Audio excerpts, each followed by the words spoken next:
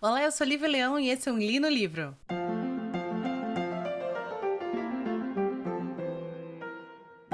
No programa de hoje a gente vai dar continuidade ao nosso projeto Tolkien com o livro Os Filhos de Húrin.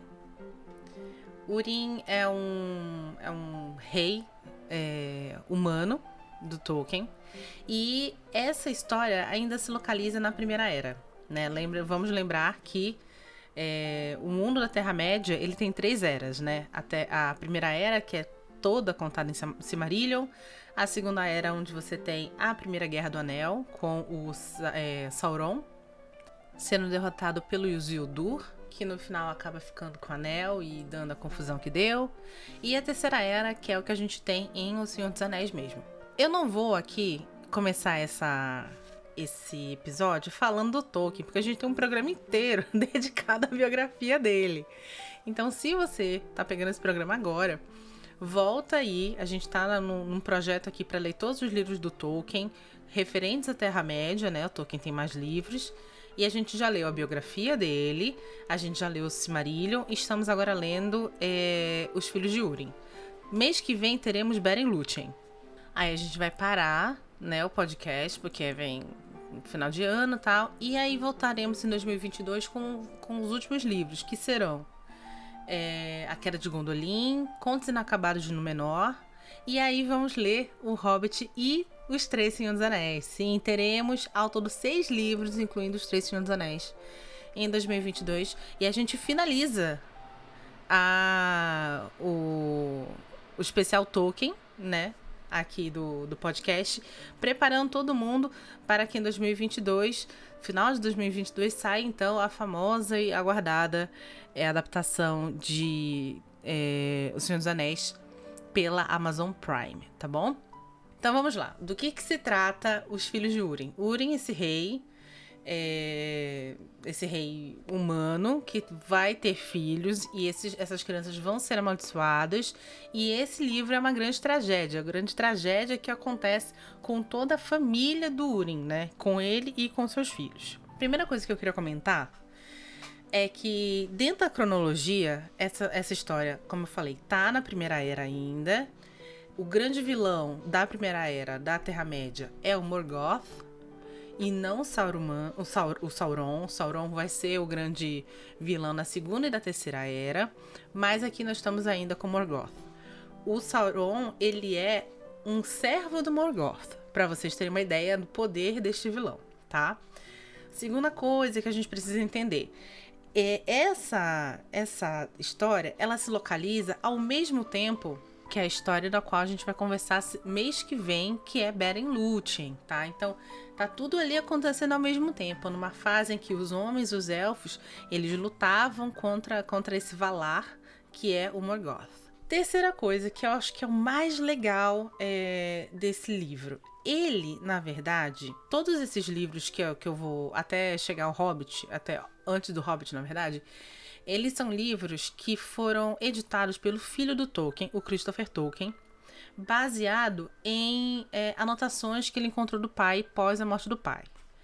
Então, assim, gente, não são livros que estão finalizados, não são livros que têm uma narrativa fluida. São, na verdade, anotações de contos que ele criou, porque a gente sabe que o Tolkien ele tinha essa coisa de escrever todo dia. Ele chegava na casa dele, ficava com os filhos, com a esposa, botava todo mundo para dormir e ia se trancar no escritório dele e escrever por 2, 3 horas. E era o hobby do Tolkien.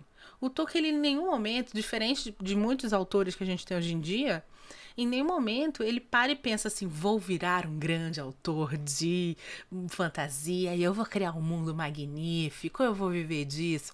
Não, gente, ele não pensa isso. Isso é 1940, 1950.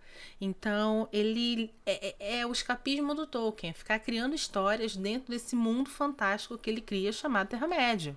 Então, ele deixa muito material. Após a morte dele, o filho pega esse material e começa a editar. A primeira edição que ele faz é o Silmarillion, que é o mais importante. Já temos aqui episódio no podcast sobre isso.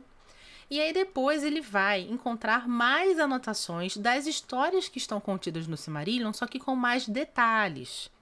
E aí ele começa a lançar livro por livro. E aí você tem Filhos de Húrin, Beren Lúthien, Contos Inacabados de Númenor e A Queda de Gondolin. Lembrando, então, que este não é um livro fluido, este não é um livro fácil. Esse é um livro que é como se fosse um grande artigo da Wikipedia de 350 páginas, entendeu? Não é uma narrativa dramática, não é um romance. Esse livro não se enquadra nisso.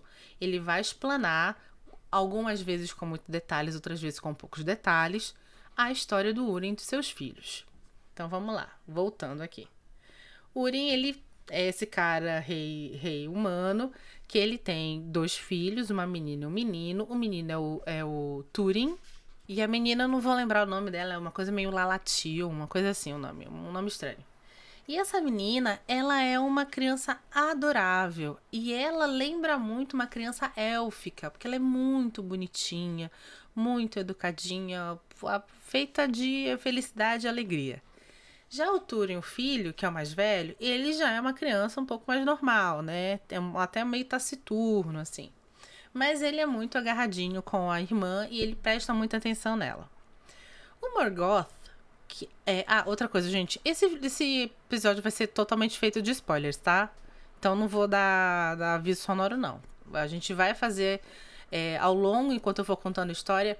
Eu vou fazer as resenhas e fazendo as comparações e fazendo as minhas anotações sobre esse livro. Mas não espere que eu vá falar assim, agora eu vou contar a história.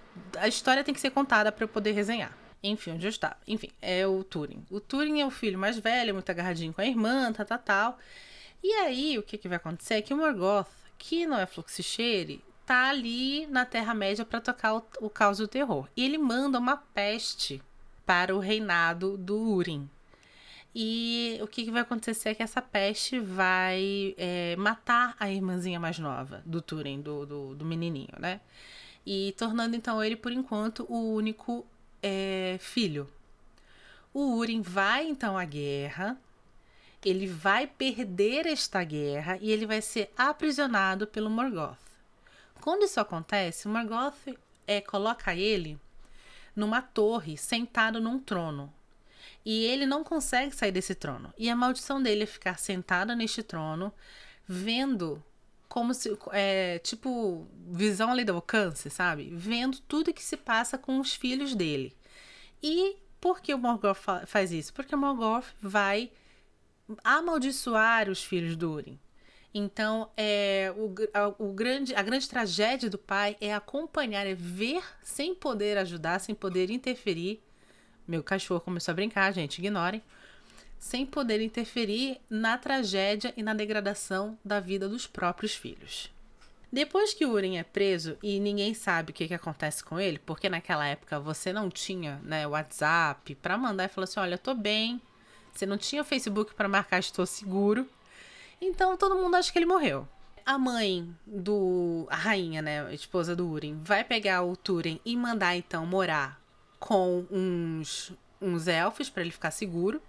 E ele vai ser adotado por esses elfos e vai viver lá com eles durante 12 anos. Lembrando que, nesta época, estava tendo várias guerras contra o Morgoth. E os elfos e os humanos, eles se uniram várias vezes. Aliás, eles se uniram até mesmo na Segunda Era, quando foi para lutar contra o Sauron.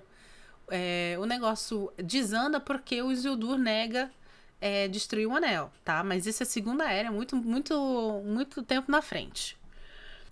Então tá tendo várias guerras, o Túrin cresce, um menino, vira um homem belíssimo, super corajoso, um grande herói, e ele vai lutar em várias guerras, vai ter vários causos acontecendo com ele, várias situações, mas ele sempre volta ali pros elfos, ele ganha um elmo, ele ganha uma espada que tem sabe essas espadas mágicas que falam com as pessoas, a la Excalibur?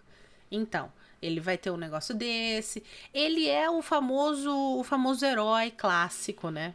Ele é o famoso herói medieval. E aqui a gente começa a ver que essa história, que é uma grande tragédia, a gente vai entender um pouco para frente, ela é uma compilação de várias outras histórias, né? que tanto que vão desde de Távola Redonda até a mitologia grega. E isso é muito claro. Shakespeare também vai aparecer aqui. Então, na verdade, o Filhos de Húrin, que é uma grande tragédia feita pelo Tolkien, como, na minha concepção, uma grande homenagem a essas coisas que ele leu durante muito tempo na vida dele, como um professor de linguística, né, que ele era, e que ele coletou durante a vida e resolve, então, adaptar para dentro do seu grande universo, que é a Terra-média. A mesma coisa também a gente pode observar que essa história, assim como também Beren Lúthien vai ser, são histórias que vão, na verdade, ser rascunhos para situações que você vai enxergar em Senhor dos Anéis. Exemplo. Lá nesse mundo desses elfos que o Túrin vive, tem uma elfa chamada Finduilas. Acho que é Finduilas o nome da menina. A Finduilas, ela se apaixona perdidamente pelo Túrin. Só que o Túrin, ele tem noção de que ele é um ser humano e que ela é uma elfa. E esse amor, ele é um amor proibido, ele é um amor difícil. A mesma coisa que Beren Lúthien e a mesma coisa que Arwen e Aragorn. Então ele vai negar esse amor da Finduilas. Vamos chamar ela de Fifi, gente, não dá. Ele vai negar o amor da Fifi. Até que... E ela fica muito triste. O pai dela, que também é um elfo, ele tenta meio que pressionar ele pra casar com ela. Não vai rolar. Aí eles são atacados por orcs e por um grande dragão. E durante o ataque, este dragão, que é um dragão do Morgoth, que é um dragão extremamente mágico, consegue capturar com o olhar o Túrin e fazer com que ele fique paralisado. E ele não pode, então, salvar a Fifi, que acaba sendo levada por orcs. E, sei lá, um monte de coisa deve acontecer com a menina, tadinha, né? Deve ter sofrido o pão que já amassou.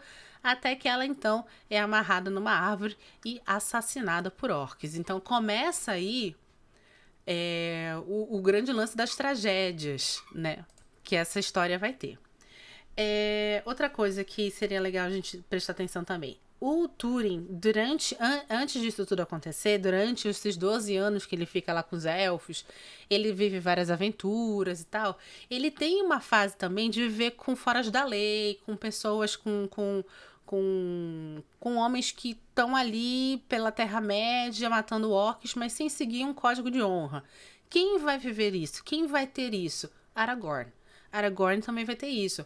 Então, vocês conseguem entender que, na verdade, essas histórias são o embrião do que vai ser a grande obra do Tolkien, que é O Senhor dos Anéis. E ele vai usar esses embriões como uma mitologia para dar mais peso e mais corpo para esse mundo onde vai se passar a grande obra-prima dele. Enfim, enquanto tá tudo isso acontecendo com Túrin, a mãe dele tá afastada dele e ele não sabia que quando ela mandou ele pra viver com os elfos, ela estava grávida. E ela tem uma menina, a Nienor. Fui procurar o nome porque eu não lembrava desse nome, pelo amor de Deus, né, gente?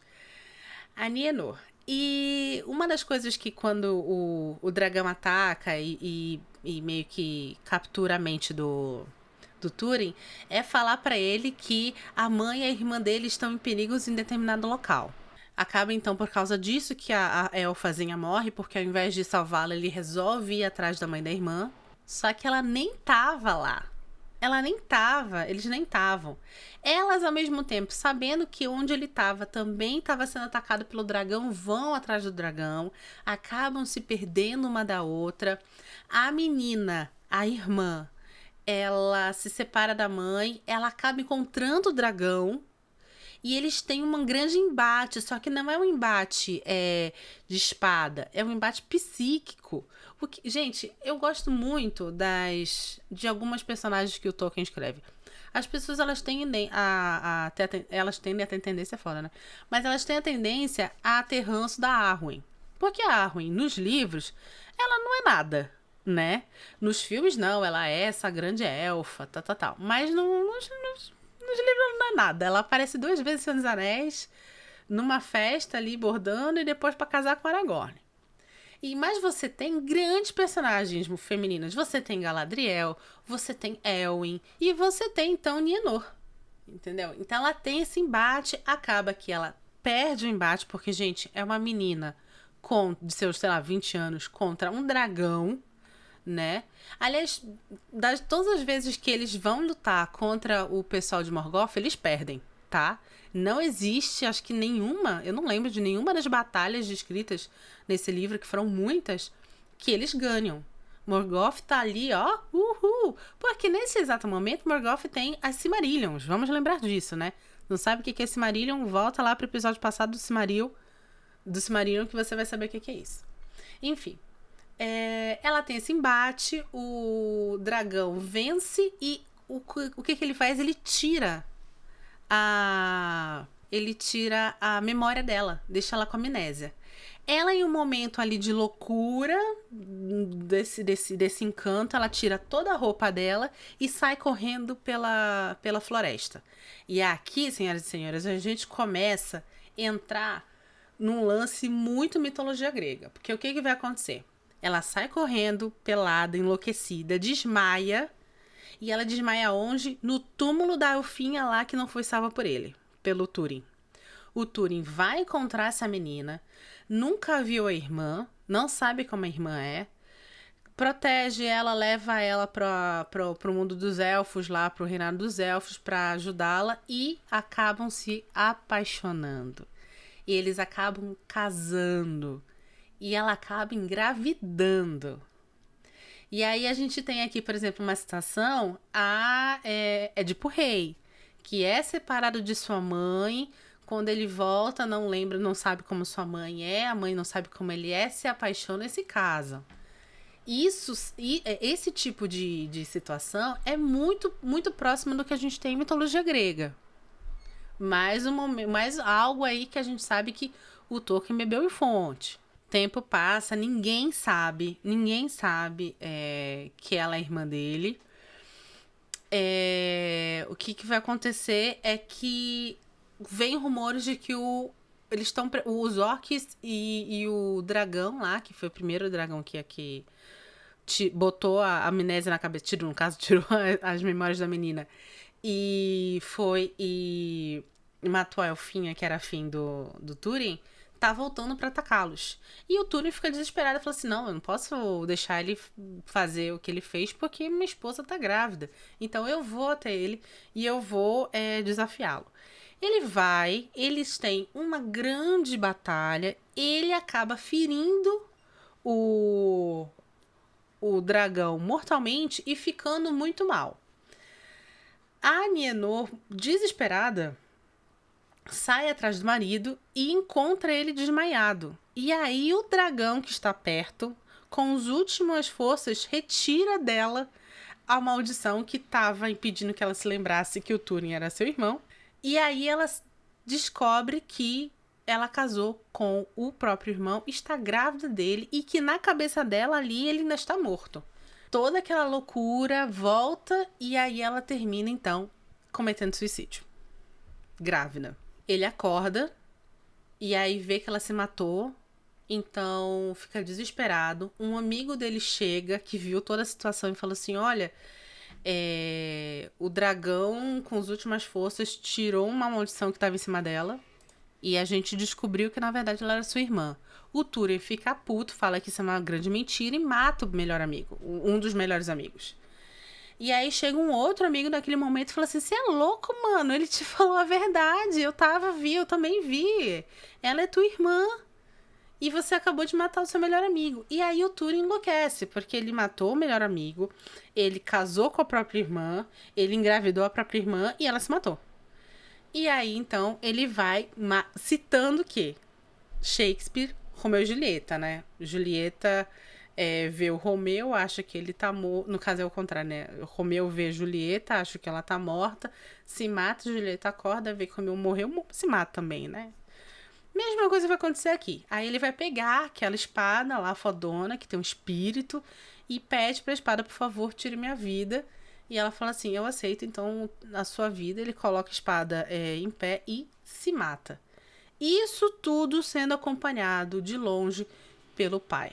E cumprindo, então, a maldição que o Morgoth jogou em cima dos filhos de Húrin. O Morgoth, ainda por cima, filho da puta do jeito que era, resolve então finalmente libertar o Húrin de toda a sua agonia, que ele acompanhou de longe toda a situação, e faz isso fingindo pena. Mas na verdade ele liberta o Húrin, o pai da menina lá, da Nienor e do Túrin, porque ele achava que todos esses anos, essas décadas acompanhando as desgraças dos próprios filhos, teriam então enchido de ódio e amargura a alma do Húrin, e essa seria realmente a grande vingança do Morgoth contra ele.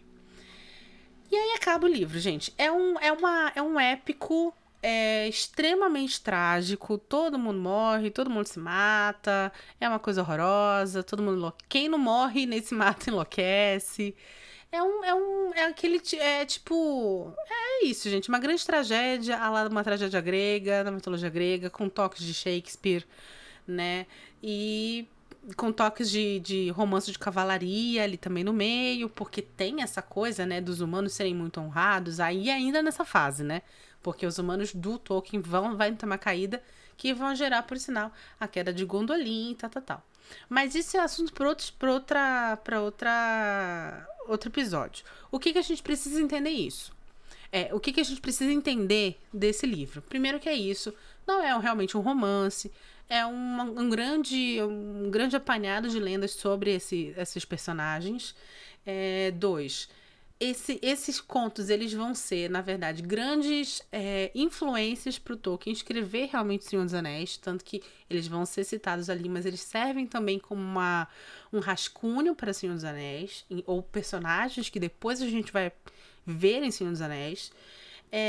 3, eles mostram, na verdade, toda a gama de influências mitológicas que o Tolkien tem, lembrando que ele é um linguista que estudou muito histórias de outros países que não fossem a Inglaterra, principalmente eslavos e dinamarqueses, noruegueses e tal. E 4, são livros que, como foram tirados de cadernos de anotação, são livros que têm todo um apego, um apreço muito grande para quem gosta muito desta fase do Tolkien, que é uma fase de criação, é uma fase embrionária para Senhor dos Anéis. Eu vou te recomendar comprar esse livro? Não. A não ser que você seja muito fã de Tolkien. Eu te recomendo, claro, usar o nosso link da Amazon, que vai estar aqui embaixo, para ajudar o nosso podcast. Mas assim, eu te recomendo comprar o Silmarillion. Se você tem essa curiosidade, mas eu já li Hobbit, eu já li Senhor dos Anéis, eu quero saber de vez em quando um pouquinho mais dessas histórias, compre o Silmarillion. Essa história está lá dentro, só que numa versão reduzida. Então eu acho que o Silmarillion, ele é uma leitura de apoio para Senhor dos Anéis e o Hobbit, quando a gente fala dessas lendas que dão mais corpo à Terra-média, tá bom? E é isso. Se você gostou desse episódio, compartilhe com seus amigos. Por favor, lembre-se sempre de, quando for comprar qualquer coisa na Amazon, usar o nosso link que tá aí embaixo para ajudar o nosso canal. E é isso. Ajudar o nosso canal, não, ajudar o nosso podcast. E é isso. Mês que vem tem Beren Lúthien, o último livro de Tolkien de 2021, tá bom? Meu nome é Lívia Leão e esse foi um Li no Livro.